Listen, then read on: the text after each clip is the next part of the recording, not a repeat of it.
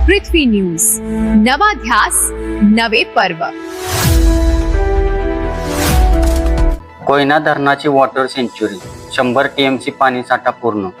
पालकमंत्री शंभूराज देसाई यांच्या हस्ते जलपूजन। सातारा जिल्ह्याची जीवनवाहिनी असलेल्या कोयना धरणाने यंदा पाणीसाठ्याची सेंच्युरी गाठली आहे। छत्रपती शिवाजी महाराज कोयना जलाशयात तब्बल 100 टीएमसी पाणीसाठा जमा झाला आहे। या निमित्ताने कोयना धरणाच्या जलाशयाचे पूजन आणि ओटीभरण पालकमंत्री शंभूराज देसाई यांच्या हस्ते करण्यात आले। यावेळी जलपूजन करून समाधानकारक पाणीसाठ्याची कृतज्ञता व्यक्त केली। सध्या कोयना पाणलोट क्षेत्रात पावसाचा जोर काहीसा कमी झाला असला तरी धरणाने 100 टीएमसीचा महत्त्वपूर्ण टप्पा गाठल्याने सातारा जिल्ह्यासह सांगली आणि कोल्हापूर जिल्ह्यासाठी मोठा दिलासा मिळाला आहे। कोयना धरणातील या पाणीसाठ्यामुळे आगामी काळात पिण्याच्या पाण्याचा प्रश्न, सिंचन आणि वीज निर्मितीसाठी मोठा आधार मिळणार आहे। महाराष्ट्रासह शेजारील 2 राज्यांचीही पाण्याची गरज भागवत कोयना धरणाची महत्त्वपूर्ण भूमिका राहणार असल्याचे पालकमंत्री शंभूराज देसाई यांनी सांगितले। कोयना धरणाची ही वॉटर सेंच्युरी शेतकरी, नागरिक आणि वीज निर्मितीसाठी यंदाच्या पावसाळ्यात कोयना जलसागराने गाठलेल्या 100 टीएमसीचा टप्पा विशेष ठरला आहे। अशाच ताज्या बातम्यांसाठी आजच आमच्या चॅनलला लाईक, शेअर आणि सबस्क्राईब करायला विसरू नका। सागर दंडवते, पृथ्वी न्यूज, कराड। आज प्रतिवर्षाप्रमाणे कोयना धरणाची पाणी 100 टीएमसीच्या जवळ गेल्यानंतर आपण कोयना माईचं जलपूजन आणि उटीभरण या ठिकाणी करत असतो।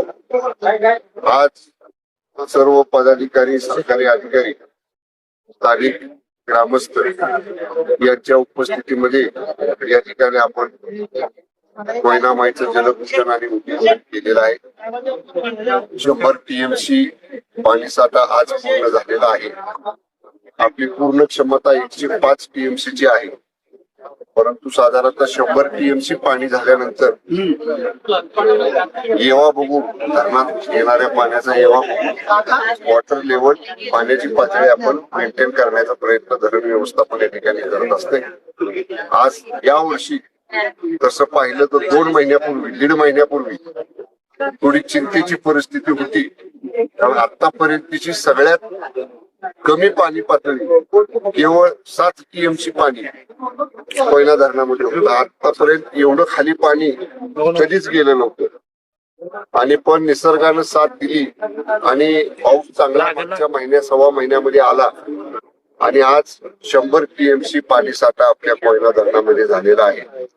सातारा, सांगली, कोल्हापूर आणि त्याचबरोबर जेव्हा खाली आलमट्टीला पाणी कमी पडतं तेव्हा त्यांचं सरकार आपल्याला विनंती करतं की आम्हाला कोयना धरणातलं पाणी सोडा, असं 2 राज्यांना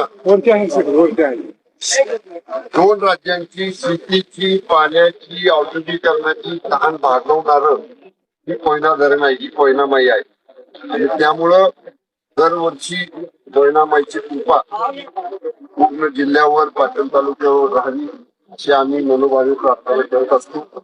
तशीच प्रार्थना आज केलेली आहे आणि पाणी साठ्याचं नियोजन या वर्षी अत्यंत काटेकोरपणे करण्याचं जिल्ह्याचा पालकमंत्री म्हणून आम्ही या ठिकाणी निश्चित केलेलं आहे। कुठल्याही परिस्थितीत गेल्या 1.5-2 महिन्यापूर्वी 7 टीएमसी पर्यंत खाली पातळी पाण्याची खाली पातळी बिलकुल आम्ही जाऊन या वर्षी देणार नाही आणि म्हणून त्याप्रमाणे काटेकोर नियोजन यंदाच्या पूर्ण हंगामाचं आपण केलेलं आहे। कोयना माहिती निसर्गाची आर्थिक कृपा उपदृष्टी तालुक्यावर आणि जिल्ह्यावर, महाराष्ट्रावर राहावी एवढीच आजच्या दिनी कोयना माहिती करणे आमची सगळ्यांची प्रार्थना आहे।